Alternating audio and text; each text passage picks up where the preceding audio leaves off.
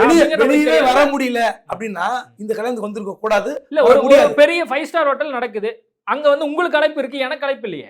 ஒரு நிமிஷம் நான் கேட்கிறேன், நீங்க கல்யாண வீட்டுக்கு போக முடியுதுன்னா கரூர் சம்பவத்துல துக்க வீட்டுக்கு நீங்க போயிருக்க முடியும். அப்படிலாம் வந்து தமிழ் திமுக அரசாங்கம் வந்து அவரை தடை பண்ணி அது இன்னும் நெகட்டிவா போயிடும் திமுகக்கு. அப்படிலாம் கிடையவே கிடையாது. இது போலியா நடிப்புங்க. நீங்க கல்யாண வீட்டுக்கு போறதுக்கு உங்களுக்கு துணிச்சல் இருக்குன்னா நீங்க துக்க வீட்டுக்கு, உங்களால் பாதிக்கப்பட்ட துக்க வீட்டுக்கு போவதற்கு உங்களுக்கு துணிச்சல் இருக்கணும். இப்படி அங்க பவுன்சர் 10 பவுன்சர் வச்சு உங்களை பார்த்துக்கிறீங்களே, அதே மாதிரி இந்த வீட்டுக்கு போகிறதுக்கு ராத்திரி மாறு வேஷத்தில் போகிறதுக்கு உங்களுக்கு எவ்வளோ நேரம் இருக்கும்? சினிமாக்காருக்கு மாறு வேஷம் போடுறது கஷ்டமான காரியமா? நான் என்னால் பாதிக்கப்பட்ட குடும்பத்துக்கு நான் போவேன் அப்படின்னு சொல்லி வேற இடத்துல இருந்து மாறி போவதற்கு என்ன பிரச்சனை? பொய் போலி நடிப்பை தான் சொன்ன, புரிதல் கிடையாது அரசியல்.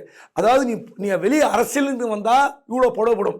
ஒரு சினிமா நான் ஒன்றா வீடியோ எடுத்து காட்டுறேன், அவரே பேட்டி கொடுத்துருப்பார் விஜய். எனக்கு 6 மணிக்கு ஷூட்டிங்னா 5:45 இருப்பேன். எது 6 மணிக்கு ஷூட்டிங்னா 5:45, 8 மணி ஷூட்டிங்னா 7:45 இருப்பேன். விஜய் சொல்லியிருக்காரு. நான் வேணா உங்களுக்கு போட்டு காட்டுறேன், தயவுசெய்து போட்டு காட்டுங்க. ஆனால் பப்ளிக் மீட்டிங்க்கு நீங்கள் 6 மணிக்கு சொல்லிட்டு 8 மணிக்கு வருவீங்க.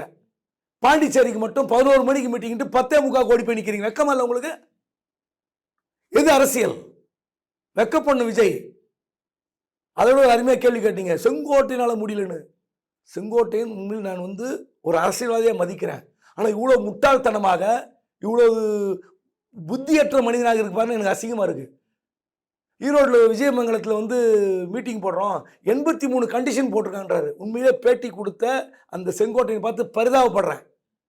83 கேள்விகள், 83 கண்டிஷன் வேணா போடுவானா? நாளைக்கு வாங்க, அதுக்கு கொஸ்டின் எடுத்து இன்னொரு பேட்டி தரேன். போலீஸில் 83 கேள்விகள் ஃபில்அப் பண்ணோம். எத்தனை வாகனத்தில் வரீங்க, எவ்வளோ பேர் வரீங்க, யார் யார் கலந்துக்கிறீங்க, தண்ணி கொடுப்பீங்களா, ஆம்புலன்ஸ் இருக்கா, இது 83 கேள்விகள். கேள்வியில என்ன கேட்கறாங்கன்னா, பேர் சொல்லுங்க, எங்கேருந்து வராங்கன்னு சொல்லுங்கன்னு கேட்டிருக்காங்கன்னு அவர் சொல்றாரு. அது எப்படி முடியும்? 83 கேள்விகளை 83 கண்டிஷன் சொன்னதை ஏத்துக்கிறீங்களா? ஃபர்ஸ்ட்